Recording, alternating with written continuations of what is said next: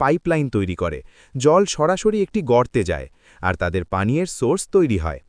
এক রাতে ডোরা তার স্বামীকে বলে যে সে ওই ফ্যামিলি আসাতে খুশি না, তাদের ওই জায়গায় নিয়ে যাওয়া ঠিক হয়নি। তখন রিটার জানায় যে সে তাদের এমন জায়গায় ছেড়েছে যেখানে না ফসল হতে পারে, না সহজে পানি পাওয়া যায়। তারা কিছুদিনের মেহমান মাত্র।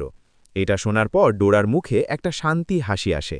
অন্যদিকে মার্গারেট কঠিন সব সমস্যার সাথে যেমন তেমন করে রাত কাটায়। অদ্ভুত সব পোকামাকড় আর বুনো জানোয়ারের আওয়াজ তাকে ঘুমাতে দেয় না, কিন্তু তারপরেও সে একবারের জন্য বলে না যে তাকে ফিরে যেতে হবে। এর মধ্যে আমরা জানতে পারি যে সে ৩ মাসের প্রেগনেন্ট, যা শুনে হেইঞ্জ অনেক খুশি হয়। দুটো ফ্যামিলি নিজেদের প্রতিদিনের কাজকর্মে লেগে পড়ে। তারপর একদিন তারা একটি কামান বা কামানের গোলার শব্দ শুনতে পায়। তারা উপরের দিকে তাকিয়ে দেখে যে একটি বিশাল নৌকা তাদের দিকে এগিয়ে আসছে। কিছুক্ষণ পরে যখন নৌকাটি তীরে পৌঁছায়, তখন ব্যারোনেস নামে এক মহিলা তার 2 প্রেমিক